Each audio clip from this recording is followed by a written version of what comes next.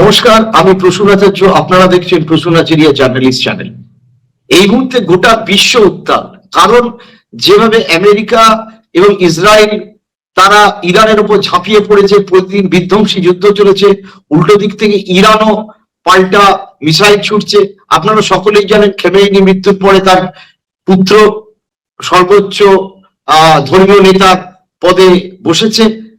ভয়ঙ্কর বাড়ছে পেট্রোলের দাম, অলরেডি $120 পার ব্যারেলে ছাড়িয়ে গিয়েছে।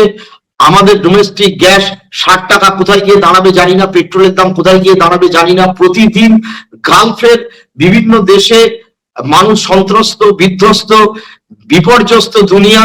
এই অবস্থায় যুদ্ধ কতদিন যাবে? আগে প্রায় 10 দিন হয়ে গেল, শেষ পর্যন্ত কি দাঁড়াবে?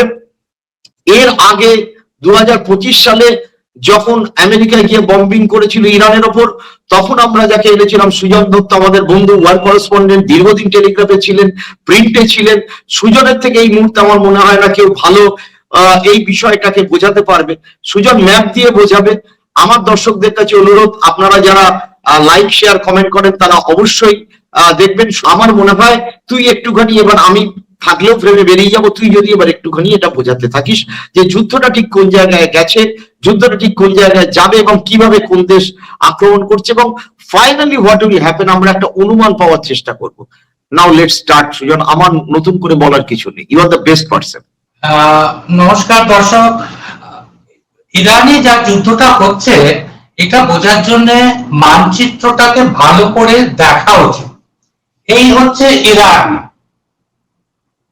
ইরানের অনেকগুলো দেশের সঙ্গে বর্ডার আছে, পাকিস্তান, আফগানিস্তান, তুর্কমেনিস্তান, তারপরে ক্যাসপিয়ান সি যেটা হচ্ছে সব থেকে বড় লেক পৃথিবীর, তারপরে আজারবাইজান, আর্মেনিয়া, এটা তুর্কি, এটা ইরাক, আর এটা কুয়েত, এটা সৌদি আরবিয়া, এটা হচ্ছে ইউনাইটেড আরব এমিরেটস, তার মধ্যে আবুধাবি, দুবাই, আর এইদিকে ওমান। সব থেকে বড় জিনিস, সব থেকে ছোট জিনিস হলেও সব থেকে গুরুত্বপূর্ণ জায়গা হচ্ছে এই জায়গাটা। এটা হচ্ছে স্ট্রেট অফ হরমুজ, যেটা 21 নটিক্যাল মাইল, মাত্র 21 নটিক্যাল মাইল, 40 কিলোমিটারের মতো।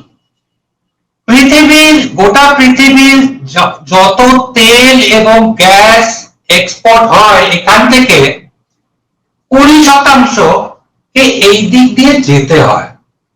এইটাকে এখন ইরান আটকে রেখেছে। যদিও ওরা বলছে আমরা আটকাইনি, এটা আমাদের কন্ট্রোলে।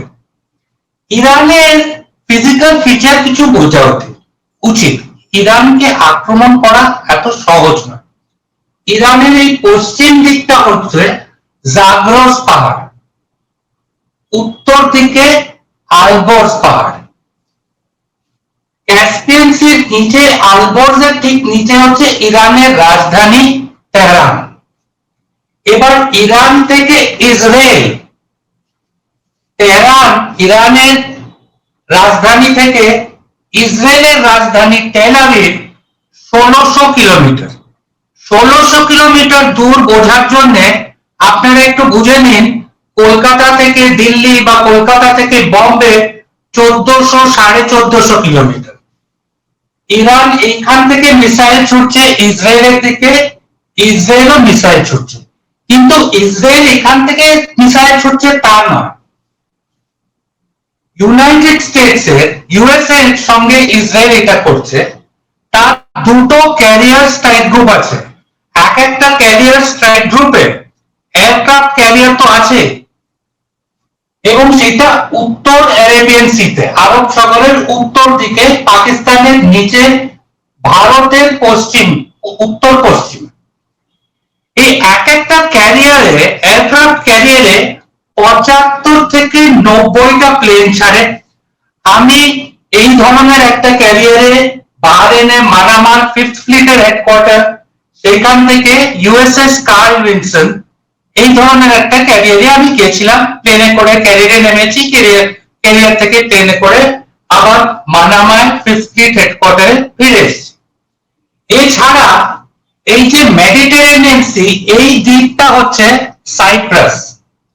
সাইপ্রাসে ইউনাইটেড কিংডমের একটা বেজ আছে, RAF, রয়্যাল এয়ারফোর্স আক্রোতিক, সেইটাকে আমেরিকানরা ব্যবহার করছে। গোটা ইরানকে ঘিরে 8টা-9টা দেশে আমেরিকার 26টা থেকে 27টা মিলিটারি বেস। এছাড়া যেটা বললাম, দুটো ক্যারিয়ার স্ট্রাইক গ্রুপ, একটা ইউএসএস আব্রাহাম লিঙ্কন, আর সব থেকে বড় যেটা, সেটা এইখান থেকে রেড সি দিয়ে, সুয়েজ কানাল পেরিয়ে রেড সি দিয়ে, গালফ অফ আরেবিয়া দিয়ে, আরেবিয়ান পেনিনসুলা দিয়ে, এখন ওটাও আরব সাগরে চলে এসছে, ইউএসএস জেরাল্ড ফোর্ড, যেটা সব থেকে বড় এয়ারক্রাফট ক্যারিয়ার। যদিও ইউএসএস আব্রাহাম লিঙ্কনের সঙ্গে ইউএসএস জেরাল্ড ফোর্ডের খুব যে বিরাট একটা তফাৎ তা নয়, ইউএসএস জেরাল্ড ফোর্ডটা ওদের সব থেকে বড় এবং সব থেকে আধুনিকতম। সামান্য কিছু তফাৎ আছে, মেন তফাৎটা হচ্ছে ওদের টেক অফের যে টেকনোলজি, তার মধ্যে জেরাল্ড ফোর্ডের টেক অফের টেকনোলজিটাকে বলে ইমলস, ইলেকট্রোম্যাগনেটিক এয়ারক্রাফট লঞ্চিং সিস্টেম, আর আব্রাহাম লিঙ্কনের ইয়েটা হচ্ছে স্টিম ক্যাটাপাল্ট। যাই হোক, সেই টেকনিক্যালিটির মধ্যে না গিয়েও এখন যা পরিস্থিতি যেটা বোঝা যাচ্ছে, ইরানের দিকে মিসাইল ছোড়া হচ্ছে শুধু ইসরায়েলের থেকে নয়, এয়ারক্রাফট ক্যারিয়ারের থেকে, প্লাস এই যে 26টা-27টা ইউএস মিলিটারি বেস আছে, মানে কাতার, আবুধাবি, দুবাই, কুয়েত, ইরাক, এই সমস্ত জায়গায় মিসাইল ছড়াচ্ছে। ইরান যে মিসাইল গুলো ছুটছে, সেইগুলো যাওয়ার দুটো পথ আছে, মিসাইল এবং ড্রোন। ওরা যে ড্রোনটা সব থেকে বেশি ব্যবহার করছে সেটা হচ্ছে শাহেদ 136, খুব সফিস্টিকেটেড ড্রোন নয়, কিন্তু প্রচুর পরিমাণে ছাড়ছে, যাকে বলে ড্রোন সোয়ার্ম। সাবসনিক মানে it is slower than the speed of sound, হাজারে হাজারে ছাড়ছে, কিন্তু ওদের মিসাইল এর আর্সেনাল অনেক বেশি এবং অনেক বেশি সফিস্টিকেটেড। কিছু কিছু মিসাইল আছে, যেরকম খোরামশের 4, যেরকম সাইবেরিয়ান, যেটা হচ্ছে যাকে বলে হাইপারসনিক। সুপারসনিক মানে হচ্ছে 1 ম্যাক, 1 ম্যাক মানে হচ্ছে শব্দের, আওয়াজের as fast as the speed of sound. Hypersonic মানে হচ্ছে at least 5 times the speed of sound. আর ইরান দাবি করে ওদের যে হাইপারসনিক মিসাইল গুলো আছে, যেরকম খোরামশের 4, that is 15 ম্যাক, মানে 15 times the speed of sound. আর এই মিসাইল গুলো জাগ্রোস পাহাড়ে, অধিকাংশ জাগ্রোস পাহাড়ের এই দিকে বিভিন্ন আন্ডারগ্রাউন্ড সাইলোতে আছে। সব থেকে দুঃখের জনক ঘটনাগুলো যার মধ্যে হচ্ছে, যেটা এটা আমাদের নোট করা উচিত, এই জায়গাটা হচ্ছে মিনাব বলে একটা ছোট্ট শহর, খুব ছোট শহর।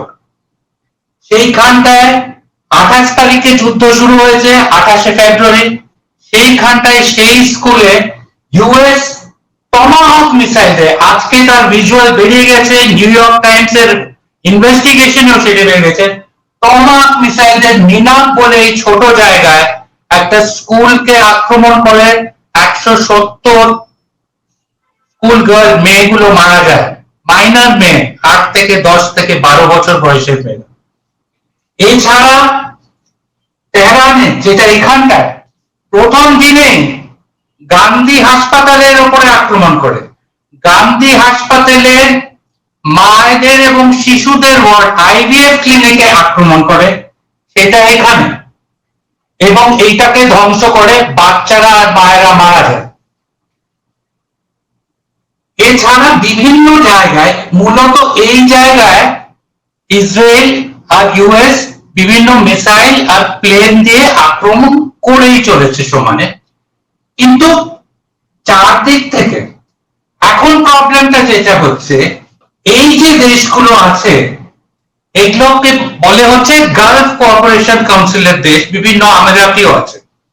এইখানটায় যে বেস গুলো আছে ইউএস বেস, গালফ কোঅপারেশন কাউন্সিলের দিকে ইরান এই ইউএস বেস গুলোকেও টার্গেট করে গেছে 8টা জায়গায়, অন্তত 8টা জায়গায়, এবং আজকেও করে যাচ্ছে। এখন এই গালফ কোঅপারেশন কাউন্সিলের স্টেট গুলো তারা বলছে না আমাদের উপরে কেন আক্রমণ করছো, কিন্তু লোকে ভুলে যাচ্ছে যে ওদের উপরে আক্রমণ করছে তার কারণ ওখানটা ইউএস বেস আছে। সেই বার সেই রকম একটা ইউএস বেস থেকে সিক্স স্ট্রেট অফ হরমোজের এখানটায় যদি দ্বীপটা দেখতে পারেন, এটা হচ্ছে ক্যাশমির দ্বীপে এই সব জায়গাগুলো হচ্ছে মরুভূমি, খাবার জল, পানীয় জল খুব খুব অল্পই পাওয়া যায়। তো এরা সব ডিসালিনেশন প্ল্যান্টের উপরে নির্ভরশীল। সেই ডিসালিনেশন প্ল্যান্টে আক্রমণ করেছিল ইরানও, এখন তার ফলে ডিসালিনেশন প্ল্যান্ট গুলোতে আক্রমণ করতে শুরু করেছে, বিশেষ করে ইসরায়েলে ওদের হাইপারসনিক মিসাইল দিয়ে। একটা জিনিস এখান থেকে বলে রাখা ভালো, আমি এখন অব্দি আপনাদের যা জানিয়েছি এগুলো হচ্ছে ফ্যাক্ট, এগুলো প্রমাণিত ফ্যাক্ট, কিন্তু ইন্টারনেটে এবং সোশ্যাল মিডিয়ায় যুদ্ধাবস্থায় যে ধরনের গুজব এবং যে ধরনের ভুল ইনফরমেশন দেওয়া হচ্ছে সেইটা থেকে আপনারা সাবধান থাকবেন।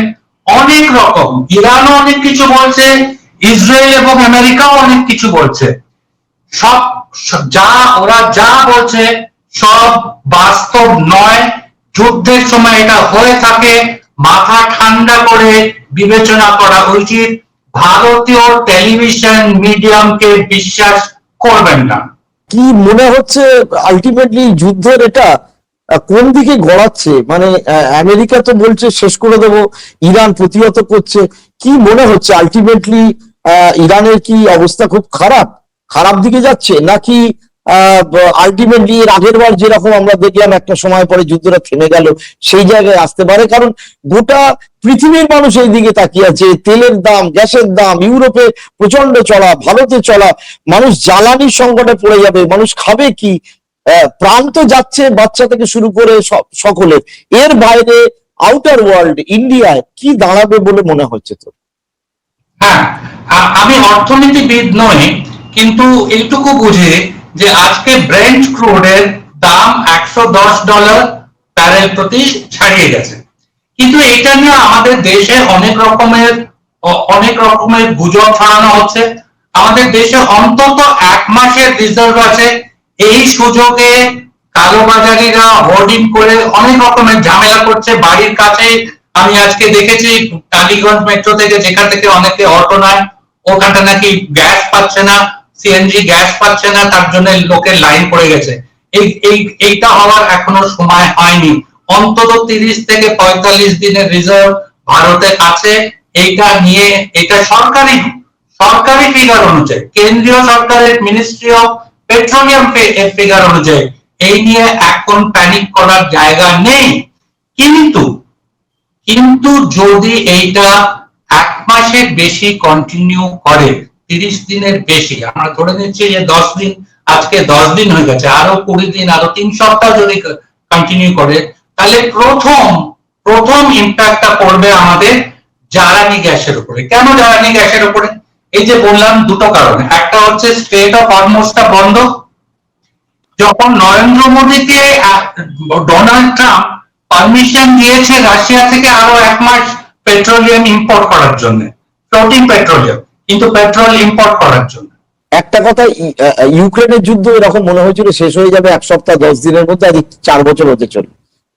এটা কি অবস্থায় দাঁড়াবে তো কিছু কেউ বুঝতেই পারছে না। আমেরিকা যেরকম থ্রেট করছে, ওরা তো নিউক্লিয়ার বোমাও ফেলতে পারে মনে হচ্ছে। তুই এর আগের বার বলেছিলিস যে ওরা পরমাণু বিধ্বংসী বোমা কোন পাহাড়ের উপর ফেলবে এবং কি হবে, প্র্যাকটিক্যালি সেটাই হয়েছিল। তারপর 4-5 দিন বাদে ব্যাপারটা থেমে গেছিল, কিন্তু এই ক্ষেত্রে তো সেরকম কোনো লক্ষণ দেখা যাচ্ছে না।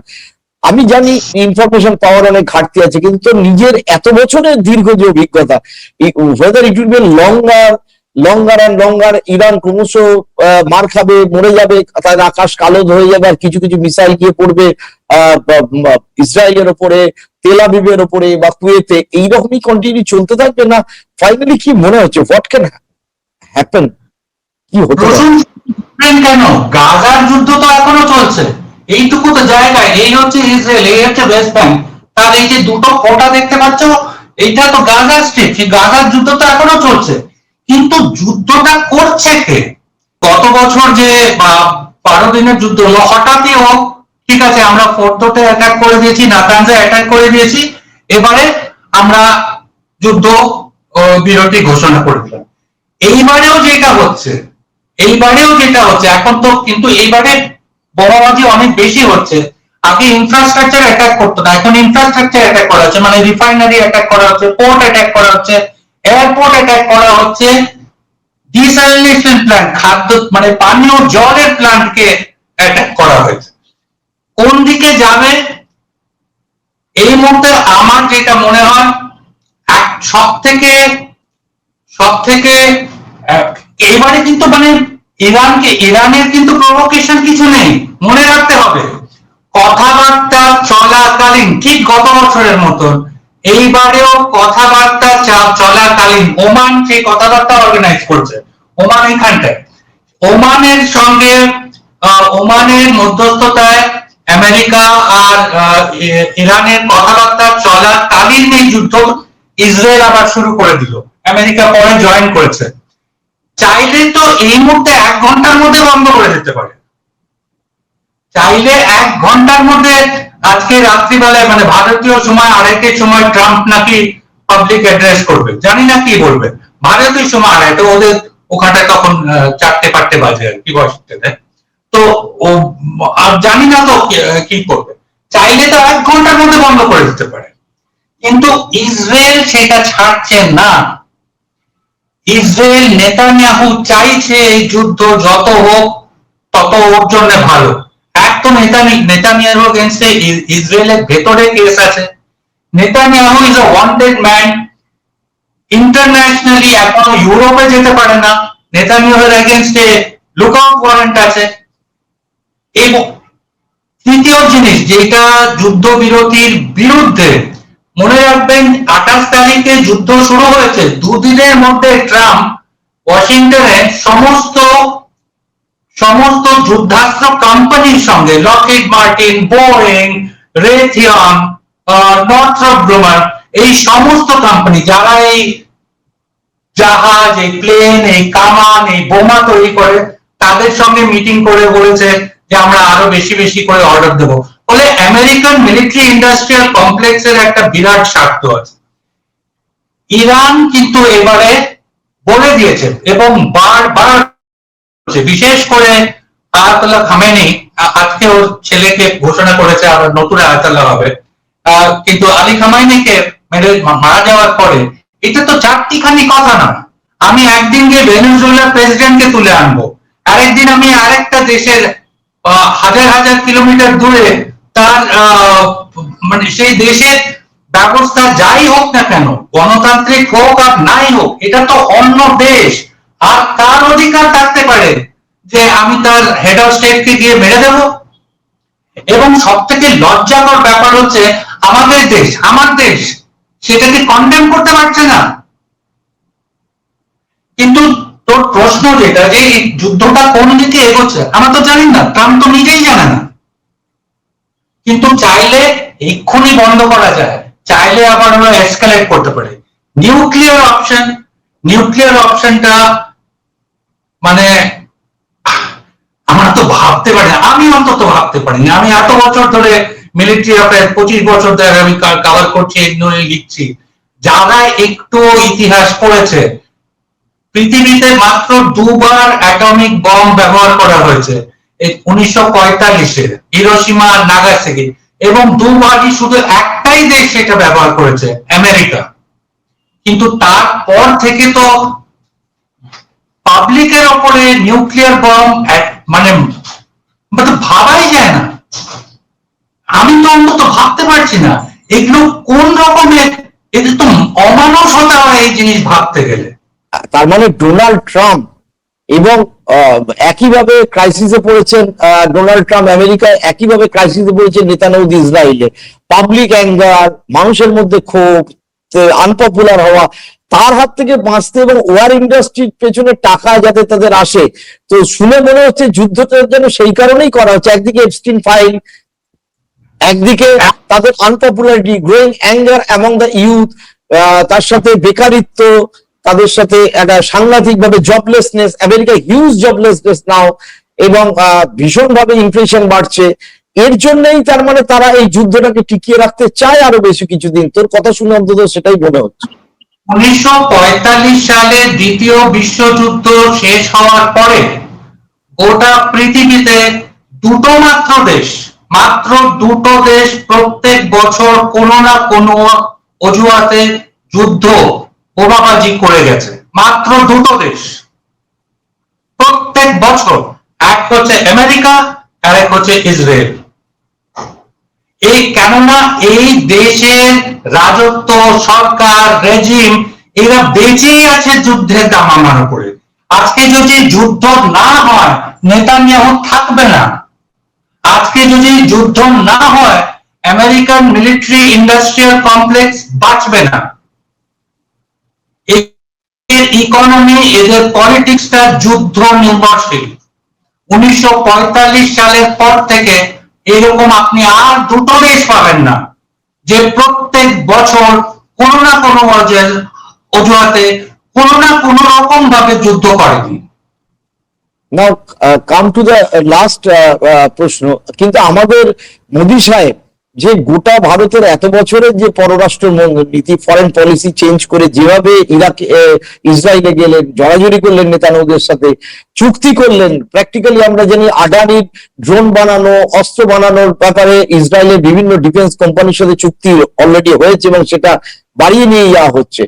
তাতে কি মনে হচ্ছে না যে ভারত অপ্রত্যক্ষভাবে প্র্যাকটিক্যালি ইসরায়েলকে সাপোর্ট করছে, যেটা সম্পূর্ণ উল্টো দিকে, যে কারণে ভারতের মহাসাগর ছাড়ানোর পরেই ইরানের যুদ্ধ জাহাজকে অ্যাটাক করা হলো এবং এখন 5 দিন বাদে শোক প্রস্তাব দেওয়া হলো। হরেবল, মানে 5 দিন বাদে বুঝতে পারলো এই ফরেন পলিসি তুই নিজে দিনের পর দিন দিল্লিতে বসে মিনিস্ট্রি কভার করেছিস। এইরকম দৈন্য দশা কখনো দেখা গেছে ভারতের ক্ষেত্রে?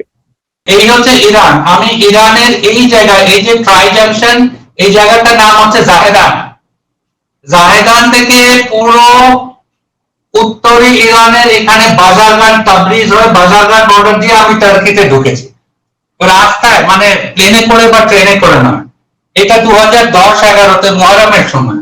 আর ইরাকের যুদ্ধ আমি 2003-এ কভার করেছিলাম, যখন কুয়েত থেকে গ্রাউন্ড ফোর্সেসরা বাগদাদের দিকে এগিয়েছে আর মেইন ফোর্সেস গুলা কাসার দিয়ে বাগদাদের দিকে এগিয়েছে। আমি ওদের পেছন পেছন গেছি। ভারতের role, it is a 180 degree about turn. যে দেশ নন অ্যালাইন মুভমেন্ট অ্যাগ্রেসিভলি শান্তির কথা, যুদ্ধের মতন শান্তিও তো লড়াই করে অর্জন করতে হয়। ভারতের রোল সেইটাই হওয়া উচিত ছিল। আর আজকে আমরা আজকে সংসদে বিদেশ মন্ত্রী জয়শঙ্কর স্টেটমেন্ট দিয়েছে, সেই স্টেটমেন্টটা আমি একটু আগে পড়েছি। তাতে অনেক বড় বড় কথা বলা আছে, কিন্তু ভারতের রোল যে পারসেপশনে আছে, আমাদের দেশের কাছে একটা ইরানি জাহাজকে আমেরিকান সাবমেরিন এসে উড়িয়ে দিল, আর আমরা সেটা নিয়ে বলতে পারলাম না 5 দিন ধরে। একটা দেশের রাষ্ট্রপতিকে মেরে দিল, আমরা সেটা নিয়ে 5 দিন বলতে পারলাম না। আমরা ইসরায়েল আমেরিকার সঙ্গে নেই যুদ্ধে, আমরা ইরানের সঙ্গে নেই যুদ্ধে, কিন্তু শান্তির কথাও তো জোর করে বলতে হয়। শান্তি তো লড়াই করে অর্জন করতে হয়। সারা পৃথিবীতে এখন ভারতকে ইসরায়েল আমেরিকার ক্যাম্পে ধরছে। মনে রাখা উচিত তার কতগুলো কম্পারিজন আছে। এই যে গালফ দেশগুলোতে প্রায় 1 কোটি ভারতীয় আছে, রেমিটেন্স প্রচুর আছে, কিন্তু 1 কোটি ভারতীয় ওখানটায় থাকলে কি হবে? এই প্রত্যেকটা দেশ কিন্তু প্রত্যেকটার মধ্যে একটা ডাইভার্সিটি আছে। ইরান অধিকাংশ শিয়া, কিন্তু তার মধ্যে কুর্দি আছে, আজারি আছে, তুর্কিক আছে, বালোচ আছে। জাহেদান যেখান থেকে আমি শুরু করেছিলাম সেখানে বালোচ আছে। এই গালফ দেশগুলোতে শেখ এবং আমিরাত, সৌদি আরবের যে রাজা, তারা সুন্নি, কিন্তু এর মধ্যে বাহরেনে যেরকম অধিকাংশ জনগণ শিয়া, কিন্তু শেখ যে আমিরাতি যে সে সুন্নি, এরকম অনেক জায়গা আছে। এই যে আয়াতুল্লাহকে মেরে দিল, যে যে যে ইরানের সুপ্রিম লিডার ছিল এবং এখন নতুন সুপ্রিম লিডার হয়েছে, সে কিন্তু শুধু ইরানের নেতা নয়, সে কিন্তু ইরানের সে কিন্তু শিয়া জাতের, শিয়া ধর্মের, শিয়া সেক্টের সুপ্রিম লিডার। আপনি যদি কাশ্মীরে যান, আমি কারগিলের যুদ্ধ কভার করছি, ওখানে তো অধিকাংশ লোকের শিয়া, ওরা পাকিস্তানকে সমর্থন করেনি কারগিল যুদ্ধের সময়। লাদাখে তো অধিকাংশ লোক মানে বৌদ্ধ আর শিয়া, লখনৌতে প্রচুর শিয়া। আমরা বুঝতে পারছি না এই ধরনের যদি আমরা শান্তির বার্তাটাকে জোর গলায় না বলি, আমরা কি ধরনের অশান্তির দিকে এগোচ্ছি। সুজন, অনেক ধন্যবাদ এই বিস্তারিত আলোচনার জন্য, এবং দর্শক বন্ধুরা নিশ্চয়ই বুঝতে পারলেন এত ভালো ম্যাপিং করে এত ভালো ডিটেল বলার মতো আর কেউ নেই। আমি অনেক চেষ্টা করেছিলাম। আপনারা সঙ্গে থাকবেন, দেখতে থাকবেন প্রসূন আচার্য জার্নালিস্ট চ্যানেল। সাবস্ক্রাইব করবেন, শেয়ার করবেন। সকলে ভালো থাকুন, সুস্থ থাকুন। নমস্কার।